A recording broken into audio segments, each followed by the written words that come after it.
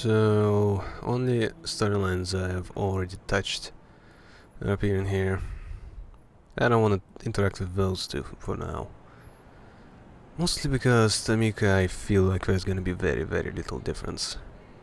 And D'Angelo, I like that little goofball, so saying anything mean to him just to get a different kind of dialogue is not something I want to do. So I guess I'm stuck with these two. Someone is following you around, has been for a few nights, maybe longer. That can be a good thing. But the question is, what to do about it? Tell Sophie you have a problem. This is clearly something more serious than you can figure out on your own. You have to ask Sophie for help. She must have experience with all kinds of stalkers, invisible or not. You make your way to Sophie's apartment, feeling watched the whole way. It would be better if you could shake the tail, but something tells you that's impossible. Your ghoul lets you into Sophie's apartment. You're not sure how many servants she has, but their servility creeps you out. Does vampire blood do it to people, or is it just Sophie's personality? Your ghoul tells you that Sophie is not in, and bids you to wait in the living room. You do as directed, sitting down on the sofa. As you sit contemplating Sophie's decor, you feel strange, as a feeling of being followed on the street never really left you. You don't have time to think more on this, because Sophie strides in, clearly in a good mood. If it isn't my favorite stray, am I imagining it, or have you started to dress a little better? You stand up, too worried to waste time on small talk. I have a weird feeling when I go out. Some kind of turn invisible, right? And creep after hours of their kind. Yes, many do. I'm guessing this is not a chance question. This is a cause for concern, to be sure. In fact, Sophie looks around the room, suddenly startled. I can't believe it.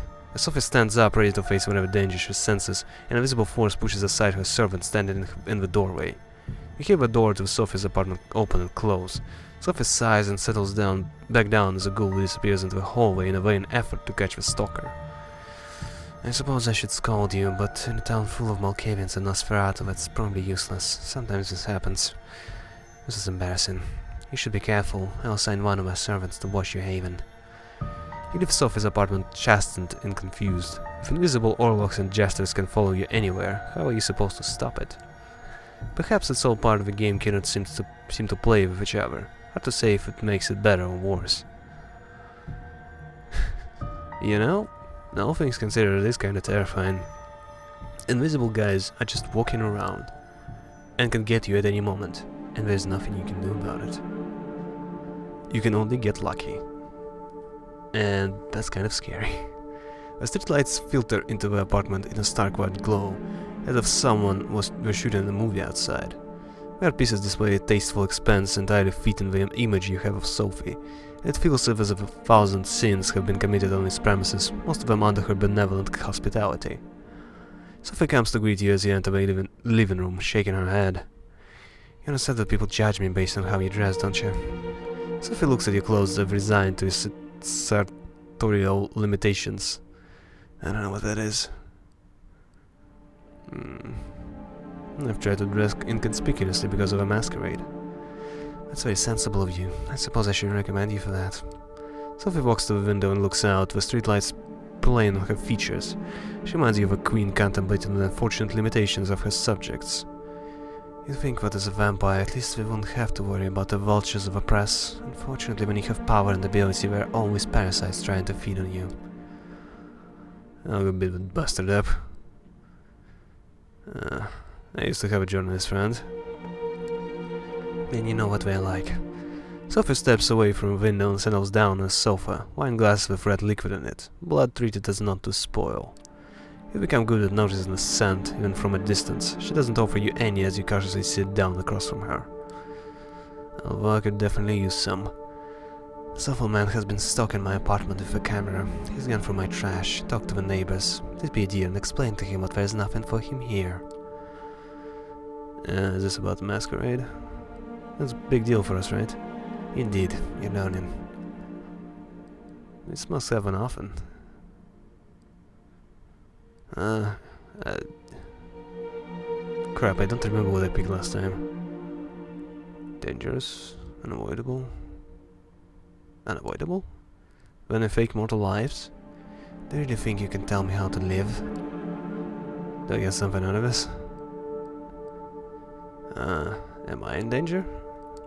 Everything that has to do with the media and the masquerade is dangerous to you and every other kindred. Time for you to go, I have business to attend to. You leave the apartment as Sophie disappears into another room. You don't have a clear idea of the games she plays with the city's mortal and immortal power structures, but she always seems to be making a move. Outside on the streets there is a slight warm drizzle, the kind that gets under your clothes and makes you want to take a shower. When you get back to your own haven, the reporters immediately jump out to you.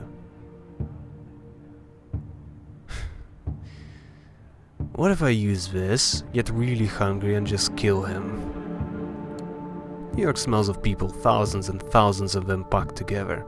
It takes a moment for you to get to grips with a full panoply of sensation, but once you do, there's one that sticks out. Cheap aftershave, a strong imprint of someone who has hung around the building a lot, strong enough to persist despite the light rain, stale cigarette smoke, sweat. You follow your hunch as you move closer.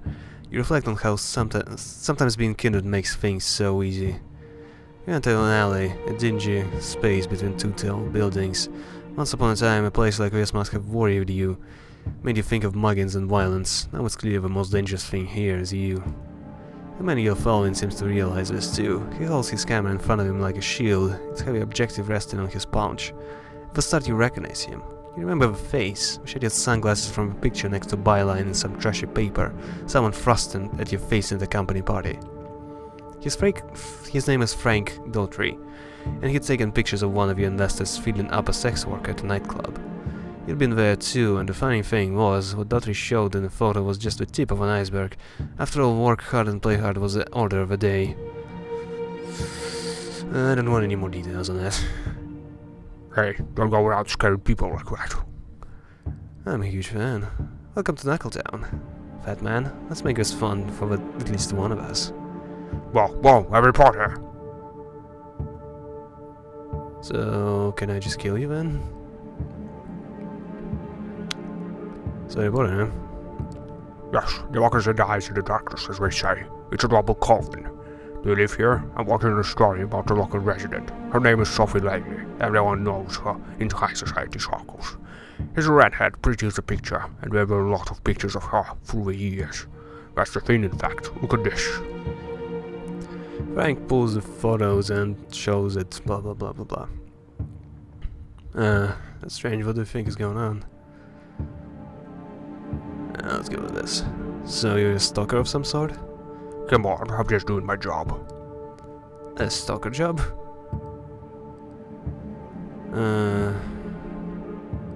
This must be important.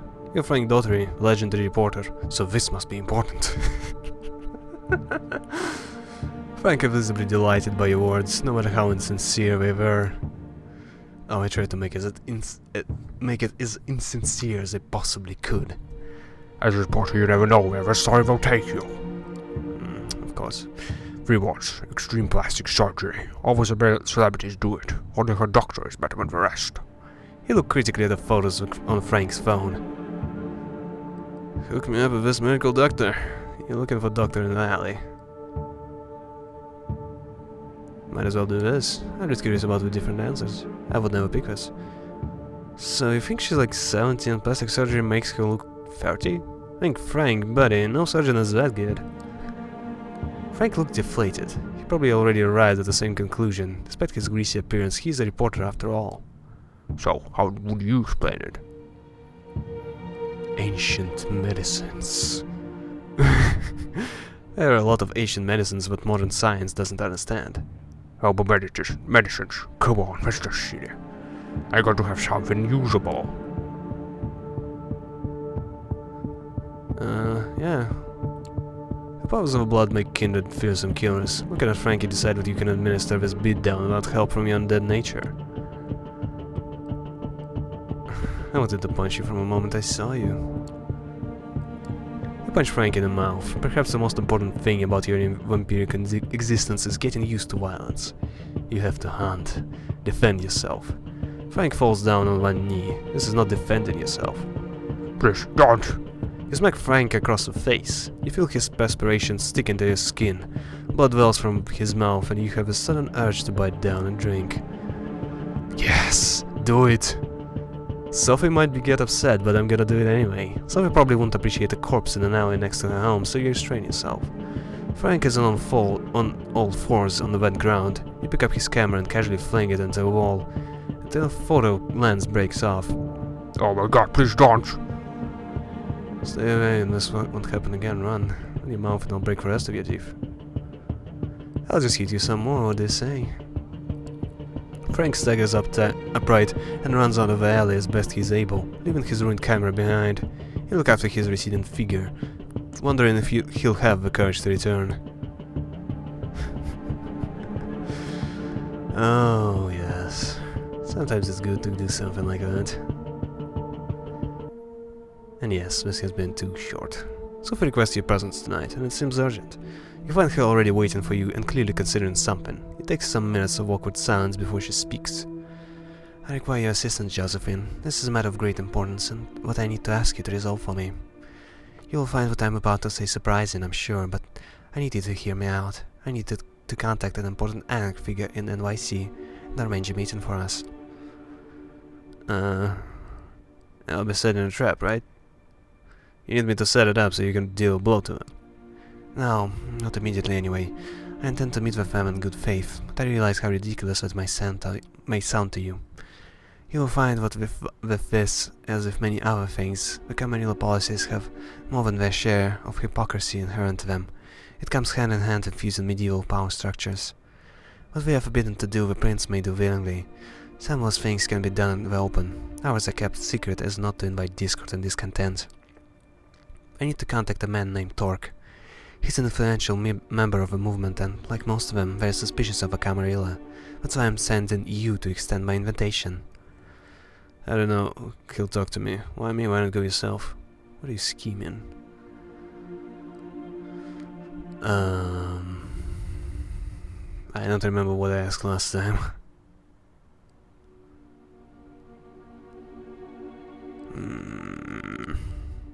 Crap, should I just take a video? I really don't remember, I want to pick a different option. Let's go with this. I doubt I pick this, so yeah, I don't really want to pick this. That's what I'm going off of. What are you scheming, Sophie? Say arrange a meeting, what's next? I have something to offer, Torque. A chance to set things straight, both for anarchs and for us, especially for us. From my limited sources adjacent to the movement, I've gathered that your best chance to speak to Torque is to first meet with his right-hand woman, Mia. She's a regular at a club called the Leech Pit. I think it would be best to have presented yourself as an anarch hopeful. A fledgling looking for a place to belong. Only once you talk to a Torque directly, should you mention my name at the meeting. Okay, so I'm gonna try to screw it up as much as I possibly could. I don't know what would make them trust me. I don't know, it sounds risky. What if they have heard of me? What if I slip up and mention you by accident? I leave the approach to your discretion, but know what you have to accomplish this on your own. I cannot get myself involved, that's just too much at stake. After tonight I suggest that we do not speak of this again until you arrange the meeting. There are many who would jump at the chance to use this against us. With Kaiser you have proven you can get the job done, even if it requires additional legwork. I'm trusting you to deal with this task as quickly and covertly as possible. Forgive me, but that's all time I can spare tonight.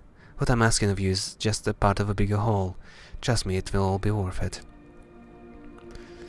I think I picked this last time, so let's go with this. Okay, I'll do my best. I know you will. Check with Gregory for the address of a Leech Pit. Have me introduce you to Torque. When she does, tell him I wish to meet. Let him pick the time and place, but let it be soon. If he proves too guarded, tell him I have something that will help him gather allies against Boss Callahan, and that should pique his interest. Good luck, and obviously not a word about this to anyone else. Not even any new friends you might have made in recent nights. This stays between us. The way she said that final sentence suggests a not-so-veiled threat, but her warm smile belies that impression. You want her to keep trusting you. You won't want to disappoint her. Gregory gives you the address. The club is in Brooklyn. Apparently it's some sort of heavy metal club, with a dedicated concert space. Time to pay this Mia a visit. This place is teeming with people tonight. You arrived at the middle of a concert. The music is loud, almost deafening, and it takes you a while to get used to it. This is not your scene at all. You can barely focus through the noise, but grit your teeth and decide to just bear it. The sooner you find Mia, the sooner you'll get out of this hole. A a dozen patrons are tightly packed in, and the smell of their sweat and youthful, excited blood overwhelms you momentarily. It's with some difficulty that you turn to the task at hand. You've heard your share about the anarchs and how they fit into the kindred politics, but you only have your short encounter in Corona Park to base your actual opinion of affection on. I almost forgot that it even happened. That might have been just a horrible first impression, but you're keeping your guard up, just in case. Ooh, time to feed. First things first, the atmosphere of this place is distracting you, and the beast is nagging to be fed. If you put your best foot forward, best get that need out of the way temporarily. So one thing I'm curious about. Last time I vomited when I took blood which wasn't for me, so what happened this time? This place brims with opportunities. You decide it would be easiest to just grab a somewhat drunk concert goer that strikes your fancy, then see whenever they'd be willing to indulge you. Okay, I'm curious about how this is gonna go. Sure enough, you chat up a tipsy patron and hit it off quickly, augmenting your charm with the power of your blood in the interest of time. You don't catch her name. Her. She's been waiting for her boyfriend, but he hasn't shown, and she was pretty much ready to dump him anyway, so hey, here's the new beginnings. Now a vodka shot disappears in her throat. She kisses you on her mouth. It's super sloppy and the alcohol in her breath is overbearing. You take a chance to kiss her neck, then bite down. Yeah, her remnants drinking definitely colors the way her blood tastes. Alcohol and melancholy, not a combo you aren't familiar with. Somebody smacks you on the head and rips you off the girl just as you lick the wound's close. He throws you on the ground. Uh-oh, it's the boyfriend. Hey, what does it matter? I'm a girl. That doesn't work. You don't know if I swing that way, maybe we were just having fun. The argument they get into as your victim seemingly immediately sobers up gives you a chance to mix in with the now dispersing crowd. The concert is over. A hand on your shoulder, you instinctively tense up and prepare to dodge a punch. Instead you come face to face with a lanky woman in a jacket the size is too big for her frame. Follow me behind the bar, Nick. Got a few questions and you better give me snappy answers if you know what's good for you. Okay, so I'm gonna try to pick the answers which would screw me up as much as possible. She leads you through a bar to a back door that leads you inside a side room. Indie metal band posters are plastered on every wall, some of them 20 or more years old judging from the tour dates. An old sticky table and some rickety chairs are the only pieces of furniture here. Sit down. Sure, I think I'm comfortable. Why don't you sit down? I'm not sure who you are yet, so I'd rather have a good view of the whole room. Shit, I think I picked the same thing last time. Damn it! The name is Mia. I'm guessing your visit here is a happy coincidence. I don't know you, so you're either new in New York or kept an outstandingly low profile. Both sound suspect. So before we take this pleasantries further, answer me this. Who do you run with? Well, I'm looking for how much I can actually do, so might as well go for it. Sophie Langley is my patron, if that's what you're asking. Langley, huh? She looks you up and down, it's hard to read her. Well, Langley means Camarilla, and Camarilla means trouble, so let's get one thing out of the way. She leans in. If this is some clever ploy to oust me out of my domain, or if you're just here to spy on me and the movement, I'll make sure that you don't enjoy your own death much longer. Got it? You can tell it's a purely rhetorical question. Right, here's the pitch. Yeah, so she's saying exactly the same thing right now. So she doesn't actually care, but I just spouted her name just like that. You know, the more I play, the more I notice that the criticisms are actually valid. I still enjoy the game, and the story is definitely more enjoyable than Bloodlines, but as it is, kinda disappointing that there's very, very little difference. Sounds too good to be true. Structure is good, it brings order. This whole anarch thing sounds like chaos. Mia bares her teeth in a flash of anger. Fucking hell, you've been a stiff for how long, and you're already talking like a goddamn elder. She contains herself. What you've just said? Bullshit, plain and simple. Well, I'm eventually, what do you want? A false dichotomy. Most of us have been plenty organized under Boss Cahan lately. Is Cahan like an anarch prince? Was but not you? Is Cahan like a kind of prince but for anarchs? Yeah, that's about right. Which isn't the way things should be. Okay. Another thing. In Bloodlines, this exact thing almost got me in trouble. Like, that actually, the moment you, like, any kind of power structure, you mention that to Anarch, it pisses them off. You say prince, they get pissed off. You use the word baron. But if you use the word prince, they just get really, really offended by that. And she doesn't care. Not the best way to go about this. If you're concerned about being well received in this city, you might need to go for Callahan, but if you're serious about the Anarch cause itself, he's not your guy. Callahan eats up fledglings like you and shits out self-preservation. His position as a baron is the same, you saying the same thing as the last time. Why can't I just meet him? White orc. Why can't I just meet him? No, because I'm not sure if he wants to meet you. Plus, he could be Callahan's flunky, or Camarilla's spy. I think it's pretty much established what I am, Camarilla's spy. Or an Inquisition collaborator, or all of this at once. Okay, yeah, again. Once you don't really go with a flow, the game definitely starts to burst at the seams. Tear at the seams, whatever. What do you have in mind? You want to meet him? I'm gonna require the show. Wait, let's go with no way. Goodwill? What was coming here then? No way, I'm not doing any chores for you. Is that so? She shows you the door. In that case, I'm not keeping you. She addresses you again as you're about to go out. Just one small thing. Turk's going to know you asked for him. I'm good at describing people in detail. If he sees you anywhere near his crib, you're gonna regret it. No hard feelings, it's just a safety measure. You get to him through me, or you don't get to him at all. If you reconsider, I might put a good word with him. Ask for him at the bar, for me at the bar if you do. She walks you out of the bar and you go your separate ways. Seems like there's nothing more to do. When I return here later and see if Mia really can help you contact Torque. Okay, that played out a little different. Alright, okay, I'll take it. Okay, nosy reporter. Oh no, wait, this one might play differently. I'm curious about this, since this time I contacted Langley instead of just letting it play out. Walking down the night street near your haven, you suddenly spot a young, disheveled woman leaning against the wall. She looks you straight in the eyes and disappears into an alley. She is your stalker, you're certain of it. You take a few running steps to catch up with her, determined to find out what this is all about. Backing into the alley, you come upon a grisly scene. An old man, a pensioner really, lies broken on the ground, telltale puncture marks on his neck. 3 vampires stand above a corpse, licking their lips. Ooh, this is different than last time. Okay, interesting. All were embraced young, 2 men and a woman, black hoodies, bicycle chain, and a facial tattoo. You've never seen them before, and you assume you know why. They're anarchs. Hey, it's that Camarilla bitch, just as promised.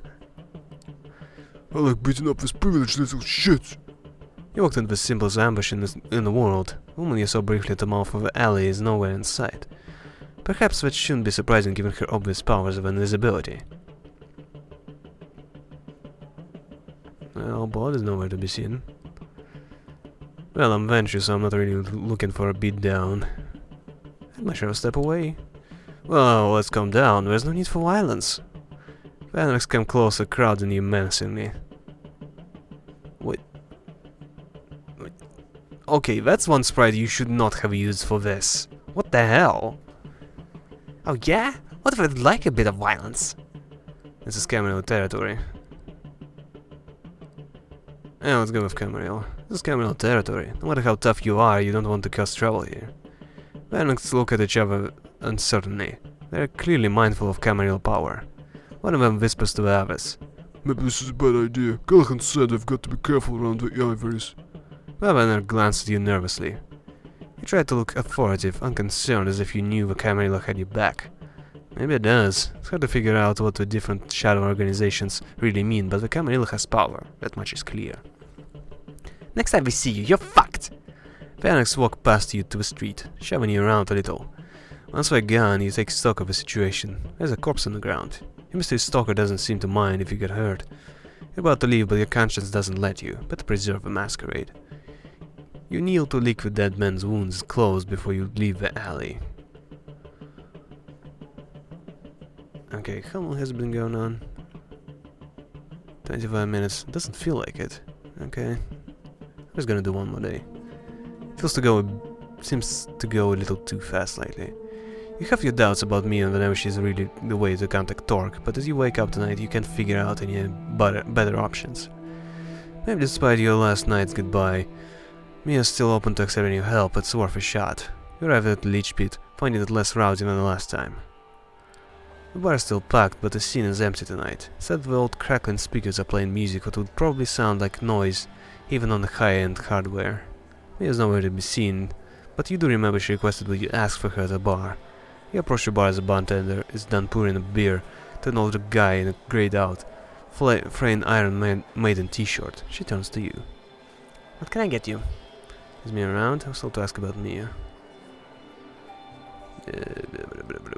Let's go with this one. I thought that someone might have left a message for me at the bar. Rings a bell? Maybe.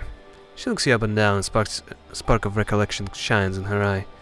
Oh yeah, that's right. She takes a well-worn book from behind the counter, some kind of vampire novel, and flips through it. She produces a piece of paper from between the book's pages and passes it to you. She told me you'd be interested in reading this. You find her relatively the quiet corner and take a look at the note. T wants to meet you. I'll arrange it, but you need to prove you're trustworthy. Look around the leech pit for a guy named Bruce. Buff dude, thief tattoo on his right arm. I'm 90% sure he's somebody's retainer. Here to spy on us by the cam. Get me the name of his master and write it on this card, then return it to the bar. It doesn't take you long to locate this Bruce. He sits alone in the corner, two beer glasses already empty on his table. You take a moment to consider your approach. Well, I'm drunk. I might get drunk. You figure you have time to feed before confronting this guy. You keep your eye out on him, but look for a good opportunity in the meantime. Do you know it? Half passed out patron near the toilets is almost begging for somebody's attention. You prop him up, as if to help him stand straight. His breath reeks of alcohol. You bite into his neck right above his tank top. Careful to drink just a little and fast, you don't get to enjoy the full palate. That's the closest to a beer you've had in a while, though. The man slumps in your arms, mumbles something under his breath, and you settle him down gently near the emptied kegs in the back. Somebody will come and pick him up, for sure. Temporarily sated, you turn your attention back to the task at hand. Then you lock eyes with Bruce. He's been standing here just meters away, and for a while, you think. He slinks away from the main area and walks outside. He knows what you are, for sure. Okay, so, small thing. Ventru.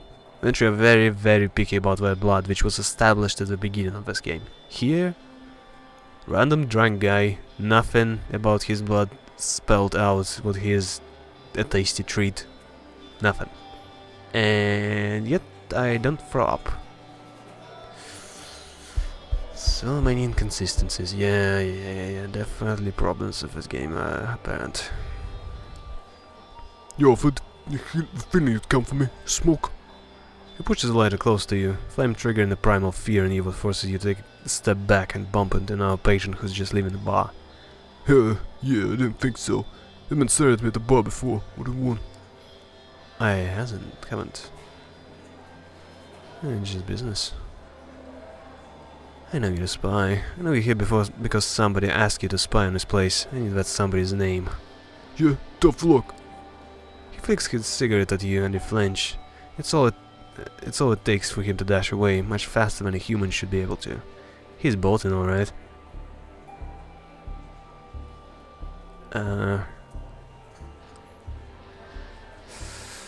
Okay, which option would be the worst? Call after him to stop, give chase. Hey, stop, man, I just want to talk. He doesn't even respond, before you run after him, he's already gone. Time to leave something for Mia. You borrow a pen from a bar and turn Mia's note to the other side. You have a whole bunch of nothing to go on, but that won't do. You figure it might be better to leave some name for Mia, even if you're going to pull it out of your ass.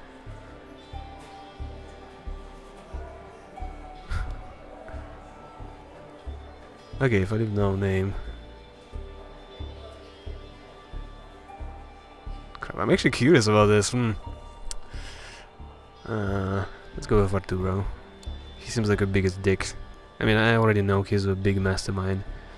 Arturo, sure, why not? Everybody in this city has servants. Why not Sophie's eccentric acquaintance? You put the name down on the page. You pass a piece of paper to the bartender. She sticks it back in the same book. Hold on 1 second, she wants me to pass something on to you. She produces a cell phone from behind the counter. It's ancient. It is 15 years out of date. And this time I know we're gonna call with an ambush, so I'm not gonna go and do that. Oh, right, and this. An old charger with a piece of junk in your hand. We really did think about everything. She said she'll be in touch. It takes you a moment to remind yourself how to operate this thing, and you find the phone book is blank. There's no Wi-Fi connectivity and no messages left. It's got a version of Snake though. Yes! I got something to do now! The bartender is already over at the other end of her domain, taking orders from patrons. If you enter contact nowhere in sight, you decide to move on for the night. Hopefully the name you put down at least piques Mia's interest, even if it turns out you were speedballing.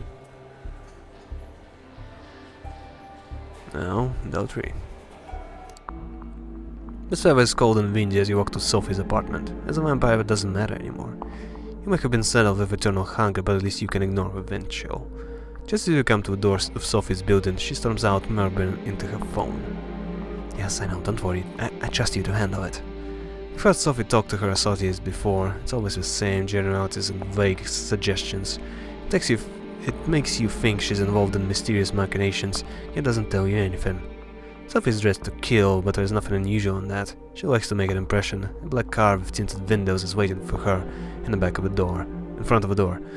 A chauffeur steps out to open the car door for her. Sophie notices you. I'm glad you're in the neighborhood. If you could look around for one more time, that would be wonderful. You told me you'd gotten rid of that reporter. Turns out he's still here, snooping around. Sophie is very good at communicating disappointment. She doesn't have to do much to make it clear that she's unhappy to have to return to this issue. Well, if I had an option, I'm gonna kill him. I would have killed him.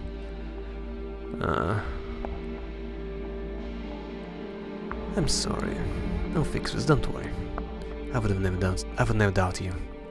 The reporter talked his way into the building during the day. Once the doorman understood what was happening, he threw the reporter out. He showed all pictures of me to my neighbors. It's very awkward, you understand. Sophie disappears into the car and the chauffeur closes the door behind her. You watch as a sleek vehicle disappears into Manhattan traffic, just one anonymous car among the many. Best sit down somewhere and devise a plan of action. You go to a nearby diner, settle into the booth and order coffee from a steely-eyed Latino waitress. As she brings you your cup, you describe front Daughtry to her and on an off chance she'd seen something. Just as she is about to answer, you happen to look outside. Something catches your eye. The diner is brightly lit, so you lean closer to a window to see the street through it. You got lucky. Frank is standing on the sidewalk on the other side of the street, looking at something on his phone. You slide out of the booth, throwing a few small bills on the table. Mumbling something to a waitress, you step outside. Hey, doughboy, I'm coming for you. Frank panics and takes a few steps down the street before he stops and turns to face you. Perhaps he thinks that he's better protected in a public place rather than a dark alley. He's not wrong. His resolve lasts all of a few minutes until you make it to his side of the street through traffic. As you get closer, he starts to inch away and finally breaks into a run. Frank is not in a physical shape to run anywhere. You catch up to him easily and take him by the scruff of his neck, pushing him into an alley. Oh my god, it's you, please don't hurt me. Frank cradles his new camera in his arms, terrified of what you will do to him. You made a mistake. You came back. That was a mistake. Let's talk a little so we can figure out what kind of mistake it was. Please, I talk. Just tell me what you want. Your employer trusts you too much. I find it hard to believe that your bullshit is so interesting. Your employer keeps sending you here and here, again and again. Just try. I mean, look, I don't want any trouble. I see what you're serious. There's something to stop you lately. I think I know what it is. You take a long, hard look at Frank Daughtry. He's a tenacious man, but not brave. After the last time you met, you were sure he had been dealt with. Where did he find the courage to come here again? Isn't this worth the pain? A woman like Sophie, there's always something, but is it worth the pain? Look, I need a scoop, I need a story, but I need something that says Frank Daughtry is on top of things again.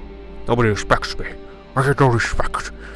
You know how it feels. I used to be someone. People said you're a journalist. When you fuck up, there's no sympathy. People rejoice seeing you fall. I don't care about Sophie Langley. I care about Frank Daughtry. I'm not asking for much. Just one story what isn't about trying to get a shot of celebrities' underwear. You almost believe it, but something about Frank feels off. I have a personal interest in this. What? No! Well, I mean, she is a very attractive woman, but I make it a rule to never get involved with people I write about. This must require real effort. This is about revenge. You're not famous for professional ethics, Frank. On this issue, I've never made a mistake. Frank sounds almost sad as he says it. Oh, that macho man. He probably missed so many women. Sometimes I just need some extra money, that's all. Where does this extra money come from? There's a guy. He's paying me, that's all. But I can talk about that. No, thank you, Frank. Now I'm gonna drink. Doesn't feel like you can get anything more out of him. Or perhaps that's just something you tell yourself because you see the sweet, sweet blood moving under his skin. It's hard not to stare. Frank is not a beautiful man, but you've learned that any mortal's veins can be appreciated if you look at them long enough. Blood is a great equalizer. Young or old, rich or poor, they all serve as substance to you. You decide to give up on Frank. If you drink him dry, he won't come back again.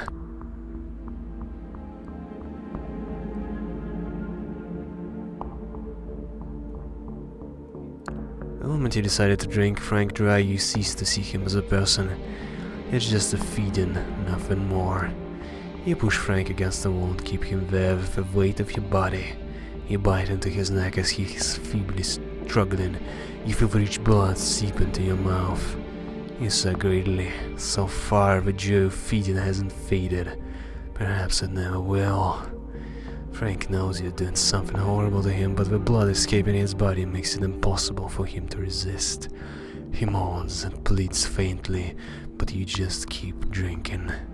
He was scum. You're a vampire, and you need your sustenance. That's all there is to it, right? You leave Frank slumped against the wall, hitting his head against it a few times to suggest trauma. When they investigate his death, there will be plenty of people who could have done it. He had enough enemies.